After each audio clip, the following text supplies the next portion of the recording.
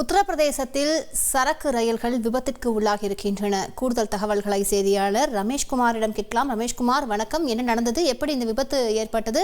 இந்த விபத்து தொடர்பான முழு விவரங்களை பதிவு பண்ணுங்க ரமேஷ்குமார். வணக்கம். உத்தரப்பிரதேச மாநிலத்தில் சரக்கு ரயில்கள் ஒன்றோடு ஒன்று மோதி விபத்துக்குள்ளாகி இருக்கிறது. குறிப்பாக ஃபத்தேபூரில் இருக்கக்கூடிய பாம்பியூர் அருகே ஏற்கனவே நின்று கொண்டிருந்த சரக்கு ரயில் மீது பின்னால் வந்த மற்றும் ஒரு சரக்கு ரயில் மோதி விபத்துக்குள்ளாகி இருக்கின்றது. குறிப்பாக நிலக்கரியை ஏற்றி வந்த இந்த சரக்கு ரயிலானது ஏற்கனவே மற்றும் ஒரு தண்டவாளத்தின் மீது நிறுத்தி வைக்கப்பட்டிருந்த மற்றும் ஒரு சரக்கு ரயில் மீது பின்னால் மோதி விபத்துக்குள்ளாகி இருக்கிறது. இந்த விபத்து காரணமாக கார்டு அதிகாரி பயணம் செய்யக்கூடிய அந்த விபத்தும் எஞ்சினும் தண்டவாளத்தை விட்டு தடம் புரண்டு விபத்துக்குள்ளாகி இருக்கிறது. இதன் காரணமாக அந்த பகுதியிலே ரயில் போக்குவரத்து என்பது பாதிக்கப்பட்டு அப்ளைனானது துண்டிக்கப்பட்டிருக்கிறது.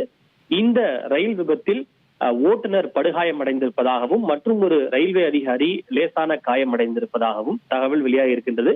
விபத்து குறித்த தகவல் அறிந்ததும் உடனடியாக அந்த சம்பவ இடத்திற்கு ரயில்வே அதிகாரிகள் மற்றும் ரயில்வே பாதுகாப்பு படை அதிகாரிகள் விரைந்து சென்று மீட்பு மற்றும் நிவாரண பணிகளை மேற்கொண்டிருக்கின்றனர்.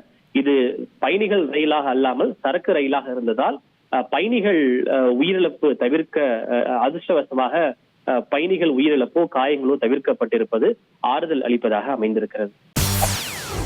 செய்திகளை உடனுக்குடன் தெரிந்து கொள்ள உடனே சப்ஸ்கிரைப் பண்ணுங்க.